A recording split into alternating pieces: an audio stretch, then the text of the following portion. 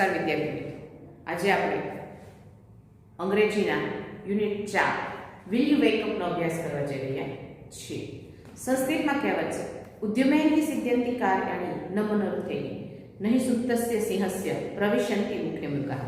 ઉદ્યમેન સિદ્ધ્યંતિ કાર્યાણિ એટલે કાર્ય છે એ ઉદ્યમ કરવાથી, મહેનત કરવાથી સિદ્ધ થાય છે. નહીં સુપ્તસ્ય સિંહસ્ય એટલે સુતેલા સિંહના પ્રવિશન્તિ મુખે મૃગાઃ મુખમાં મૃગલાઓ એટલે કે પ્રાણીઓ આપોઆપ પ્રવેશ કરતા નથી. જંગલના રાજા સિંહ છે એને પણ પોતાનું ભોજન મેળવવા માટે મહેનત કરવી પડે છે. તો અહીંયા એવા જ એક ભાઈ મફતલાલની વાત છે કે મફતલાલ છે એને કામ કરવું ગમતું નથી. આખો દિવસ એ આમ તેમ ભટક્યા કરે છે અને પછી એક ઈંડું એમને મળે છે. તો એ ઈંડાથી સ્વપ્નની દુનિયામાં સરી જાય છે કે આ ઈંડું છે એનાથી એ ધનવાન કેવી રીતે બનશે એવું એ વિચારે છે. ત્યારે એના મિત્ર છે છગનલાલ એને કામનો મહિમા જણાવે છે કે કામ કરીને કમાવાનું શરૂ કરો. તો આ ખૂબ જ સરસ પાઠ છે. તો ચાલો આપણે અભ્યાસ કરીએ unit 4 will you wake up. Mister Mafatlal was a lazy man. શ્રીમાન મફતલાલ એક આળસુ માણસ હતા. He did not like to work. He એટલે તેમને, ડીડ નોટ લાઇક ગમતું નહીં, ટુ વર્ક એટલે કામ કરવું, તેમને કામ કરવું ગમતું નહીં. He sat idle or moved here and there all the time. Sat idle એટલે નવરા બેસી રહેવું. હી સેટ આઇડલ તેઓ નવરા બેસી રહેતા. ઓર મૂવ્ડ અથવા તો ફર્યા કરતા. હિયર એન્ડ ધેર આમ તેમ. ઓલ ધ ટાઈમ એટલે આખો દિવસ. તેઓ આખો દિવસ કાં તો નવરા બેસી રહેતા અથવા તો આમ તેમ આટા માર્યા કરતા હતા. One day he went for a walk. One day એટલે એક દિવસ. હી વેન્ટ એટલે તેઓ ગયા. ફોર અ વોક એટલે ચાલવા માટે. એક દિવસ તેઓ ચાલવા ગયા. He stopped on the way to take rest. He stopped એટલે તેઓ અટક્યા. ઓન ધ વે એટલે રસ્તામાં. ટુ ટેક રેસ્ટ એટલે આરામ કરવા માટે. તેઓ આરામ કરવા રસ્તામાં ઊભા રહ્યા અથવા તો અટક્યા. He sat down under a tree. He sat down એટલે તેઓ બેઠા. અંડર અ ટ્રી એટલે એક ઝાડની નીચે. તેઓ એક ઝાડ નીચે બેઠા. Then he saw a hen's egg lying on the grass under the tree. Then એટલે ત્યાર પછી. હી સો તેમણે જોયું. અ હેન્સ એગ એક મરઘીનું ઈંડું. લાઇંગ ઓન ધ ગ્રાસ ઘાસ પર પડેલું. અંડર ધ ટ્રી એટલે વૃક્ષની નીચે. પછી તેમણે ઝાડ નીચે ઘાસ પર એક મરઘીનું ઈંડું પડેલું જોયું. An egg he thought. ઈંડું તેમણે વિચાર્યું. I am very lucky. I am very lucky. I am એટલે હું છું. વેરી એટલે ખૂબ જ. લકી એટલે નસીબદાર. હું ખૂબ જ નસીબદાર છું. This will make me rich. This will make આ મને બનાવશે. રીચ એટલે પૈસાદાર. આ મને પૈસાદાર બનાવશે. આ એટલે ઈંડું. Just then his friend Chhaganlal saw him. Just then એટલે એટલામાં. હિઝ ફ્રેન્ડ એટલે તેમના મિત્ર. છગનલાલ નામ છે. સો હિમ એટલે તેમને જોયા. એટલામાં તેમના મિત્ર છગનલાલે તેમને જોયા. Hello mister Mafatlal. કેમ છો શ્રીમાન મફતલાલ? હી સેડ તેમણે કહ્યું. What is there in your hand. What is there એટલે શું જ. ઇન યોર હેન્ડ એટલે તમારા હાથમાં. તમારા હાથમાં શું છે? એન એગ ઈંડું. સેડ મિસ્ટર મફતલાલ શ્રીમાન મફતલાલે કહ્યું. I am very lucky aren't I. I am very lucky એટલે હું ખૂબ જ નસીબદાર છું. આરન્ટ આઈનો અર્થ થાય ખરું ને. હું બહુ જ નસીબદાર છું ખરું ને. એન એગ ઈંડું. સેડ છગનલાલ છગનલાલે કહ્યું. Is that all. બસ. You don't understand said mister Mafatlal. You don't understand એટલે તમે સમજ્યા નહીં. સેડ મિસ્ટર મફતલાલ એટલે શ્રીમાન મફતલાલે કહ્યું. શ્રીમાન મફતલાલે કહ્યું કે તમે સમજ્યા નહીં. This egg will make me rich. This egg એટલે આ ઈંડું. વિલ મેક એટલે બનાવશે, મી એટલે મને, રીચ એટલે પૈસાદાર અથવા ધનવાન. આ ઈંડું છે એ મને ધનવાન બનાવશે. હિઝ ફ્રેન્ડ લાફ્ડ, તેમના મિત્ર હસવા લાગ્યા. Please explain, he said. Please એટલે મહેરબાની કરીને, એક્સપ્લેન એટલે સમજાવો, મહેરબાની કરીને મને સમજાવો, એવું છગનલાલે મફતલાલને કહ્યું. Listen to me, said Mafatlal. Listen to me એટલે મને સાંભળો, સેડ મફતલાલ, મફતલાલે કહ્યું. મફતલાલે કહ્યું કે સાંભળો. I shall not eat this egg.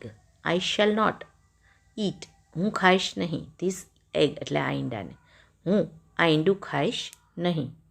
I shell put it in my pocket. I shell put એટલે હું મૂકીશ, ઇટ એટલે તેને, તેને એટલે ઈંડાને, ઇન માય પોકેટ એટલે મારા ખિસ્સામાં, હું તે ઈંડાને મારા ખિસ્સામાં મૂકીશ. It will be warm there. It will be એટલે તે રહેશે, વાર્મ એટલે હુંફાળું, ધેર એટલે ત્યાં, તે ત્યાં હુંફાળું રહેશે.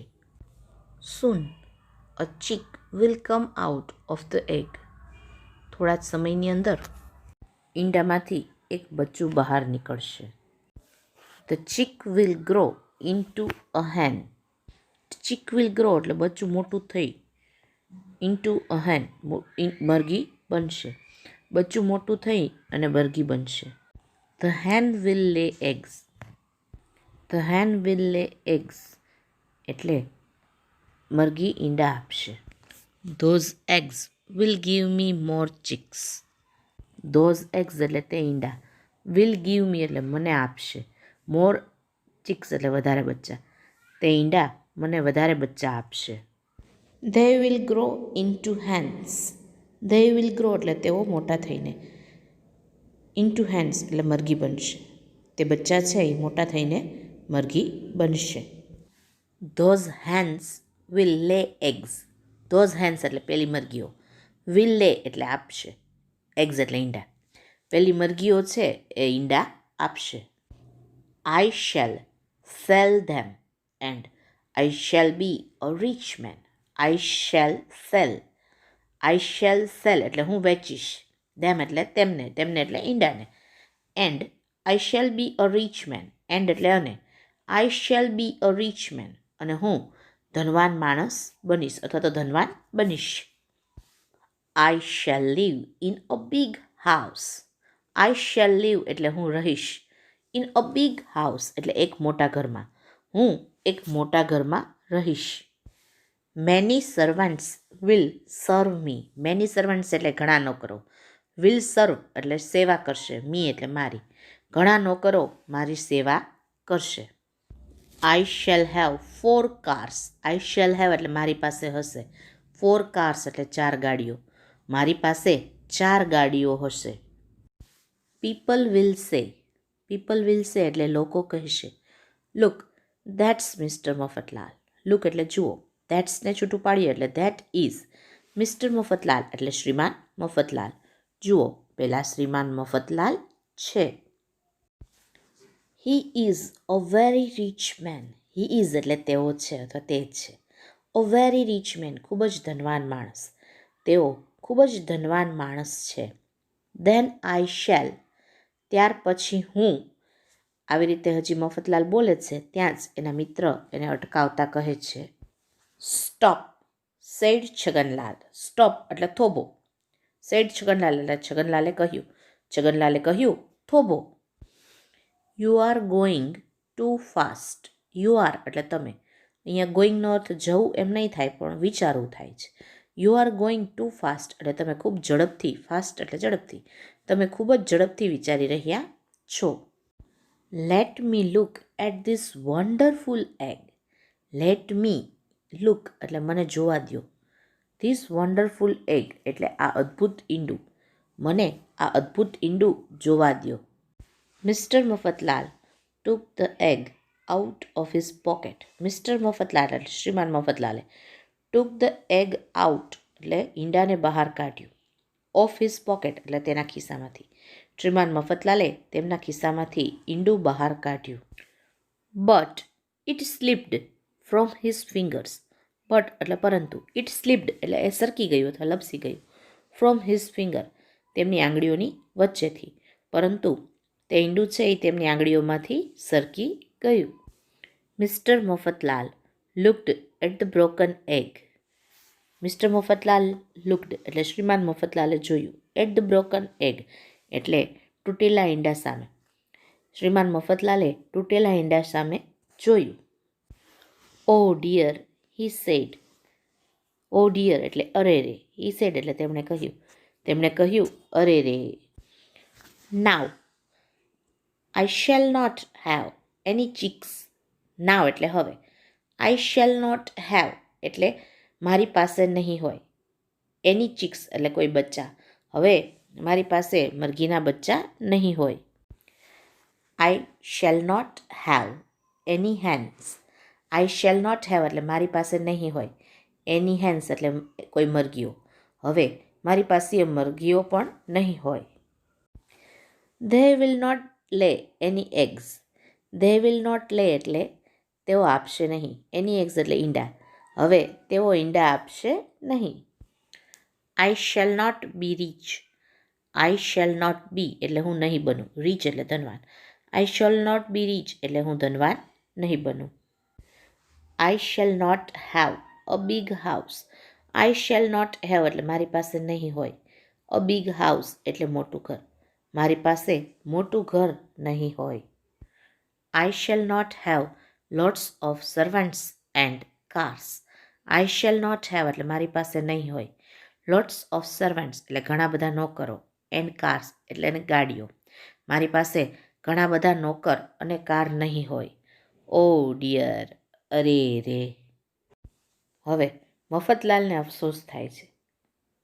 છગનલાલ તેમને સમજાવતા કહે છે કે યસ સેડ છગનલાલ. છગનલાલે કહ્યું હા. You will be poor mister Mafatlal. You will be એટલે તમે થઈ જશો. પુઅર એટલે અહીંયા ગરીબ અથવા બિચારા. મિસ્ટર મફતલાલ એટલે શ્રીમાન મફતલાલ. તમે ગરીબ અથવા બિચારા શ્રીમાન મફતલાલ થઈ જશો.